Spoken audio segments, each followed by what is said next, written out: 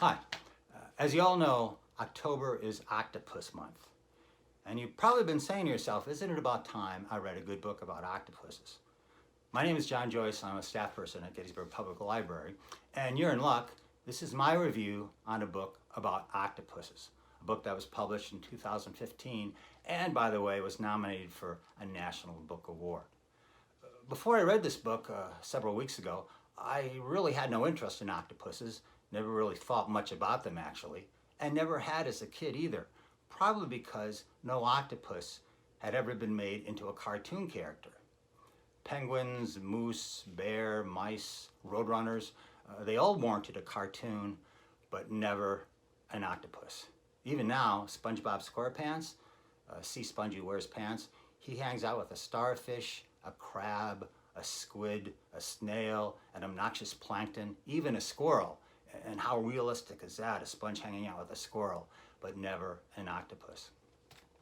I don't recall what first convinced me to read The Soul of an Octopus by Sy Montgomery. It might have just been the realization that I knew absolutely nothing about octopuses, except when I ate them fried they were called calamari. And even that was incorrect, because calamari are actually squid. And that when aggravated, octopuses squirt ink. But now that I've read The Soul of an Octopus, I know among other things that the plural of octopus is octopuses, not octopi. In reading The Soul of an Octopus, you seemingly learn everything there is to know about octopuses, as the author shares her experiences with the octopus residents of the New England Aquarium where she volunteers, as well as her encounters with octopuses in the wild as she takes off on her octopus scuba safaris. It doesn't take long for a reader to fall in love with these strange, beautiful creatures. They're incredibly intelligent, curious, playful, and even friendly, gently reaching out to hold on to their human friends at the aquarium with several of their 8 arms. But then, with their funnels squirting water into the faces of those they don't like.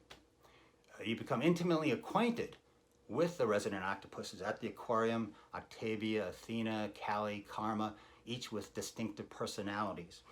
And you end up mourning even the deaths of a couple of them, almost as carefully as some of the aquarium staff. Did you know that octopuses have this incredible ability to camouflage themselves, not only to change into a variety of colors, but also stripes and spots and blotches and even textures, and that they can build themselves little fortresses out of seashells to hide from and armor themselves from shark attack?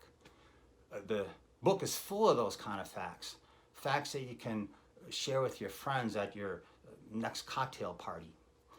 Sy Montgomery details too how octopuses have blue blood. They have 3 hearts, 9 brains, and up to 1,600 suckers on their 8 arms.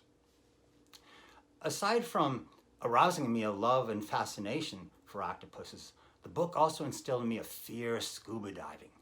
The author relates stories about scuba divers having their eardrums explode underwater, and how ear pressure could be a big problem for scubaers, and one that she had an issue with when she was searching for octopuses in the wild.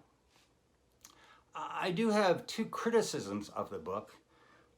One is that for my taste, she delves into too much detail into the lives of the staff of the aquarium and how their interactions with the octopuses seem to bring them relief and refuge.